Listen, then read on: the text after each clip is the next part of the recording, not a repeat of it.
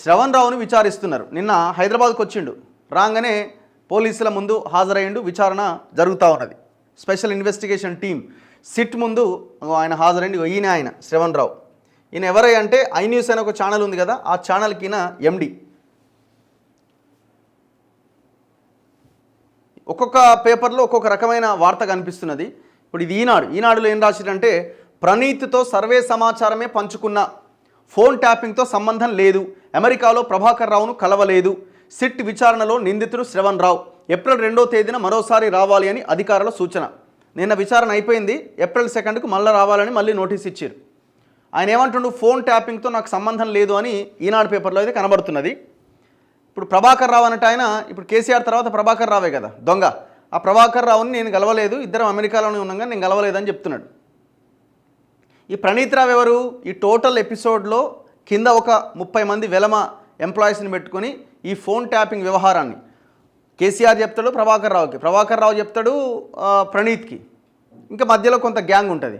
And Prabhakar Rao మళ్ళీ రాధాకిషన్ రావుకి చెప్తాడు, పలానా ఇట్లా ఇన్ఫర్మేషన్ వచ్చింది అంటే ప్రణీత్ ఇన్ఫర్మేషన్ ప్రభాకర్ రావుకి ఇవ్వగానే ప్రభాకర్ రావు ఏం చెప్తాడు, రాధాకిషన్ రావుకి చెప్తాడు, ఇగో పలానా ఏరియా నుంచి పైసలు పోతున్నాడ ప్రతిపక్ష లీడర్లై జర దాన్ని పట్టుకోగానే ఆయన ఈ తిరుపతి అన్న ఇంకోటి బ్యాచ్ ఉంది కదా వాళ్ళని పురమాయిస్తాడు. వాళ్ళు పోయి డైరెక్ట్ లొకేషన్కి వెళ్ళి ఆ డబ్బులను పట్టుకుంటారు. లేదు ఇప్పుడు ఎవరైనా బిజినెస్ మెన్స్ వీళ్ళని బెదిరియడానికి దానికి కూడా రాధాకిషన్ రావు ఈ గ్యాంగే ఎగ్జిక్యూట్ చేస్తుంది అనమాట. అంటే కేసీఆర్ ఆదేశాలను పాటించేటోడు ఒకడు, ఫోన్లు ట్యాప్ చేసేటోది ఇంకొకడు అనమాట, ఇంకొక బ్యాచ్, ఎగ్జిక్యూట్ చేసేది ఇంకొక బ్యాచ్. ఇట్లా మరి ఈయన ఏ బ్యాచ్లో ఉన్నాడు శ్రవణ్ రావు అంటే, ఈయన ఏంటంటే ఛానల్ నడుపుతున్నాడు. ఛానల్ నడపడంతో పాటు అదే ఛానల్లో సర్వర్లు పెట్టినట్టు, ఈయన సర్వర్లు పెట్టి ఎవరెవరి ఫోన్లు ఎట్లా ట్యాప్ చేయాలని. ఈయన ప్రణీత్ రావుతో సంబంధం ఉందంటుండు. ప్రణీత్ రావు ఏం చేసిండు, లంగ పని, ఫోన్లు ట్యాప్ చేసుకుంటూ పోయిండు. మరి ప్రణీత్ రావుతో ఏం సమాచారం పంచుకున్నట, సర్వే సమాచారం పంచుకున్నట. అంటే వీళ్ళ సైడ్ ఏం చెప్తున్నారంటే, మేము కేసీఆర్ కోసం బీఆర్ఎస్ కోసం కొన్ని సర్వేలు చేసినాం, ఆ సర్వేలు చేసిన సమాచారం మాత్రమే మేము పంచుకున్నాం తప్ప మేము ఫోన్లు ట్యాప్ చేయలేదంటుండు. మరి ప్రణీత్ రావుతో ఏం సంబంధం? ప్రణీత్ రావుతో సర్వే సమాచారం పంచుకోవాల్సిన అవసరం ఏముంది? ఫోన్ అక్రమ ట్యాపింగ్ కేసులో కీలక నిందితుడు అరువెల శ్రవణ్ రావు దాదాపు సంవత్సరం తర్వాత శనివారం ప్రత్యేక దర్యాప్తు బృందం ముందుకొచ్చారు.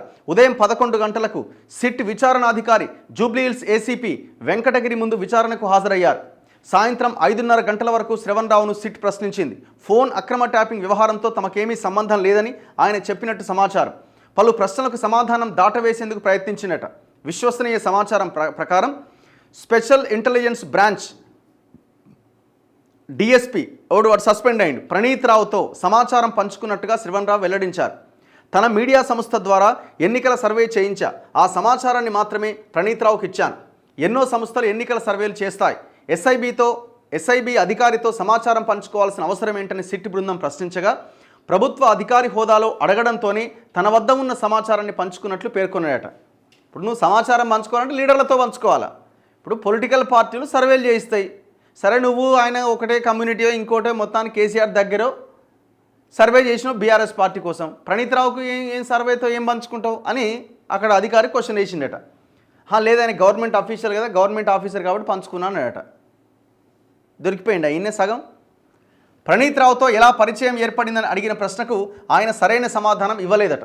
ప్రణీత్ రావుతో కలిసి పనిచేయాలని అప్పటి ప్రభుత్వంలోని పెద్దలు ఎవరైనా సూచించారా అని అడగగా స్పందించలేదట. అమెరికాలో ప్రధాన నిందితుడు ప్రభాకర్ రావును కలిసి మాట్లాడారా అన్న ప్రశ్నకు అలాంటిదేమీ లేదు అని చెప్పారట.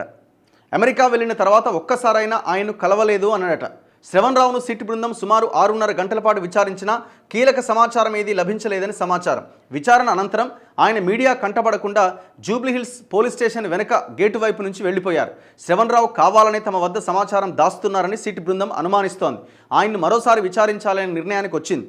ఏప్రిల్ 2వ తేదీన మళ్లీ విచారణకు రావాలి అని సూచించగా అందుకు ఆయన అంగీకరించారు. మలివిడత విచారణ నాటికి మరింత కీలక సమాచారం రాబట్టి శ్రవణ్ రావును ప్రశ్నించాలనే యోచనలో ఉన్నట్టు సిట్ బృందం ఉన్నట్టు సమాచారం. అవసరమైతే ఇతర నిందితులతో కలిపి విచారించే అవకాశం ఉన్నట్టు తెలుస్తోంది. విమానాశ్రయంలో ఆపిన ఇమ్మిగ్రేషన్ అధికారులు శ్రవణ్ రావు శనివారం తమ ముందు విచారణకు రావాలంటూ సిట్ ఈ నెల 26వ తేదీన ఆయన కుటుంబ సభ్యులకు నోటీసులు అందించింది. ఈ క్రమంలోనే ఆయన శనివారం తెల్లవారుజామున 2:30 గంటలకు దుబాయ్ నుంచి శంషాబాద్ విమానాశ్రయానికి చేరుకున్నారు. ఆయన పైన లుక్అవుట్ సర్క్యులర్ అమల్లో ఉండడంతో ఇమిగ్రేషన్ అధికారులు విమానాశ్రయంలోని ఆపేసి సిట్ అధికారులకు సమాచారం అందించారు. ఈ క్రమంలో తన వద్ద ఉన్న సుప్రీంకోర్టు ఉత్తర్వుల ప్రతులను ఇమిగ్రేషన్ అధికారులకు శ్రవణ్ రావు చూపించారు. దర్యాప్తు అధికారుల ముందు విచారణకు హాజరయ్యేలా న్యాయస్థానం నుంచి ఉపశమనం పొందినట్టు చెప్పడంతో వారు ఆయన్ని వదిలిపెట్టారట. ఇప్పుడు నువ్వు మరి మీడియాని ఎందుకు ఫేస్ చేయలే? చాలా ధైర్యంగా వచ్చి ఫేస్ చేయొచ్చు కదా. చెప్పిర్రా అధికారులు ఏమైనా మీడియాతో ఏమి మాట్లాడొద్దని చెప్పిర్రా? అట్లయితే ఓకే. వెనక డోర్ నుంచి పోవాల్సిన అవసరం ఏమైంది? ముందు డోర్ నుంచి దర్జాగా పోవచ్చు కదా, ఏ తప్పు చేయనప్పుడు.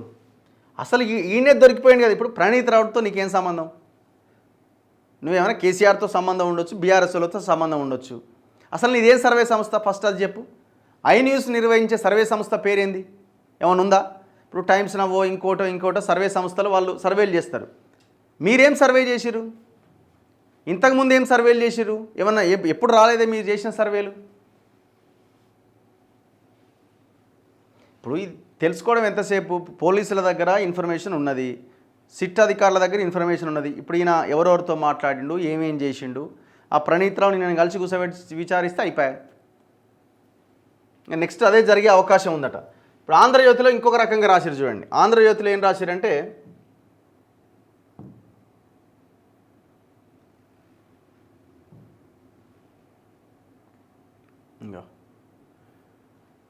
ఆంధ్రజ్యోతిలో ప్రభుత్వ పెద్దల ఆదేశాలతోటే చేసిన అని చెప్పిండట.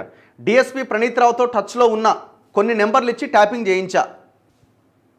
పోలీసుల విచారణలో ఒప్పుకున్న శ్రవణ్ రావు ట్యాపింగ్ పరికరాలకు డబ్బులు ఎవరిచ్చారు? రాధాకిషన్, ప్రభాకర్ రావు ఎలా తెలుసు? ప్రణీత్ రావు మీ ఆఫీస్కి ఎందుకు వచ్చేవారు? ఉప ఎన్నికల వేళ డబ్బు పట్టివేత వెనుక ఉన్నదెవరు? ప్రశ్నల వర్షం కురిపించిన పోలీసులు చాలా ప్రశ్నలకు జవాబులు దాటేసిన శ్రవణ్ రావు 2వ తేదీన మళ్ళీ విచారణకు రావాలని ఆదేశం. ఏమనంటే మర్చిపోయినా, గుర్తులేదు, నాకు తెలియదు.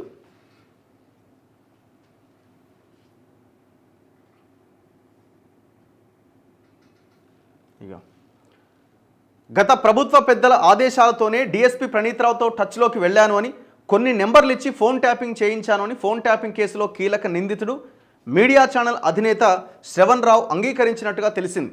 ఫోన్ ట్యాపింగ్ కేసు నమోదైనప్పటి నుంచి విదేశాలకు పారిపోయిన శ్రవణ్ రావు సుప్రీంకోర్టు ఆదేశాలతో శనివారం పోలీసుల విచారణకు హాజరయ్యారు.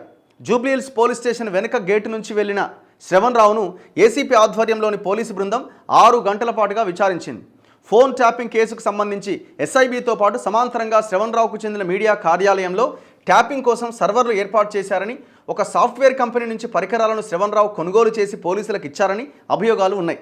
ఈ నేపథ్యంలో హ్యాకింగ్ పరికరాల కొనుగోలుకు డబ్బు ఎవరిచ్చారు? అప్పటి SIB chief Prabhakar Rao, task force DCP Radhakishan రావును ఎవరు పరిచయం చేశారు? అప్పటి ఎస్ఐబి డిఎస్పీ ప్రణీత్ రావు మీ కార్యాలయానికి తరచుగా ఎందుకు వచ్చేవారు?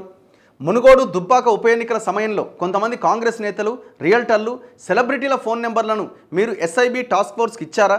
ఆ నెంబర్లను మీ మీడియా ద్వారానే సేకరించారా, లేక ఎవరైనా ఇచ్చారా? ప్రభుత్వంతో ప్రత్యక్షంగా మీకు ఎలాంటి సంబంధం లేకపోయినా ఇంత సున్నిత వ్యవహారంలో ఎందుకు వేలు పెట్టారు? ఇలా అనేక ప్రశ్నలను పోలీసులు శ్రవణ్ రావు ముందు ఉంచినట్టుగా తెలిసింది. అయితే పోలీసులు సంధించిన ప్రశ్నలకు శ్రవణ్ రావు సూటిగా సమాధానాలు చెప్పలేదని సమాచారం. 6 గంటల పాటు సాగిన విచారణలో పోలీసులకు పెద్దగా సహకరించలేదని తెలిసింది. ముఖ్యంగా రాజకీయ నేతలతో సంబంధాల గురించి ఏమాత్రం పెదవి విప్పలేదని తెలిసింది. ప్రణీత్ రావుతో సంబంధాల విషయంపై కొన్ని అంశాలు బయటపెట్టినా రాజకీయ నేతల గురించి ఏమాత్రం మాట్లాడలేదని పోలీసు వర్గాల ద్వారా తెలుస్తోంది. ప్రభుత్వ పెద్దలు అనే మాట మినహాయిస్తే ఎలాంటి వివరాలు బయట పెట్టలేదని వినికిడి. సుప్రీంకోర్టు ఆదేశాల మేరకు శ్రవణ్ రావు వాంగ్మూలాన్ని వీడియో రికార్డ్ చేసినట్లుగా దర్యాప్తు అధికారులు తెలిపారు. ఏప్రిల్ 2వ తేదీన మళ్లీ విచారణకు రావాలని శ్రవణ్ రావును పోలీసులు ఆదేశించారు. శ్రవణ్ రావు పూర్తి స్థాయిలో పెదవి విప్పితే బీఆర్ఎస్ హయాంలో కీలకంగా వ్యవహరించిన 2 మంత్రులకు చిక్కులు తప్పవనే వాదన వినిపిస్తున్నది. ఇట్లా ఈ దొంగ పని ఈ బ్యాచ్ అంతా కలిసి చేసింది. ఫోన్లు ట్యాప్ చేసింది. ఇది దేశద్రోహం కంటే భయంకరమైన కేసు. మరి ఏం చేస్తారు దీని మీద ఇన్వెస్టిగేషన్ అనేది చూడాలి. ఇప్పుడు శ్రవణ్ రావు వచ్చింది, ఇప్పుడు ఆ ముసలాయన రావాలి ప్రభాకర్ రావు. నాకు క్యాన్సర్ ఉంది, నేను రాలేకపోతున్నానని ఆన్నే కథలు పడతా ఉన్నాడు. మరి ఎట్లా తీసుకొస్తారన్నది చూడాలి.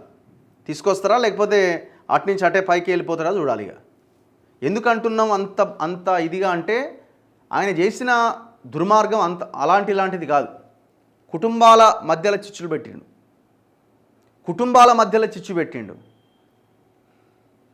ఎంత దారుణం చేసిరు అసలు వీళ్ళు. కేసీఆర్ ధీమా కూడా ఇదే ఉంటుంది. కేసీఆర్ ఎందుకు నన్ను ఎవడు ఓడగొట్టడు, అసలు నన్ను ఓడగొట్టడోడే లేడు అంత ధీమాలు ఎందుకున్నాడు? రెండే రెండు అంశాలు, ఒకటి పైసలు, రెండు ఫోన్ ట్యాపింగ్. నా దగ్గర పైసలు ఉన్నాయి, అవతలోడు పైసలు పంచకుండా ఫోన్లు ట్యాప్ చేసి ఎక్కడెక్కడ ఆపేస్తా, అయిపోయా, నేనే గెలుస్తా. ఇంత భయంకరమైన ధీమాతోటే వాళ్ళు ఉన్నారు. ఎప్పుడైతే రిజల్ట్ అటు ఇటు అయిందో వాళ్ళకి అసలు డైజెషన్ కాదు కదా, నిద్ర కూడా పట్టలేదు వాళ్ళకి. వాళ్ళు డైజెస్ట్ చేసుకోలేకపోయినారు. ఇక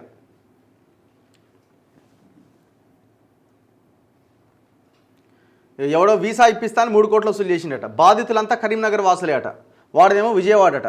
యూనివర్సల్ ట్రావెల్ సంస్థ నిర్వహిస్తున్నట వాడెవడో, కుర్మా మోజెస్. 3 కోట్లట. ఊరు నాయన 2019 నుంచి 23 మధ్యలో ఒక్కొక్కరి దగ్గర నుంచి 10 లక్షలు వసూలు చేసిండట. ఇక మధ్యలో కోవిడ్ వచ్చిందని వాయిదా వేసిండట. వాడు ఎక్కడో పోయిండు, ఆల్రెడీ గయాబ్.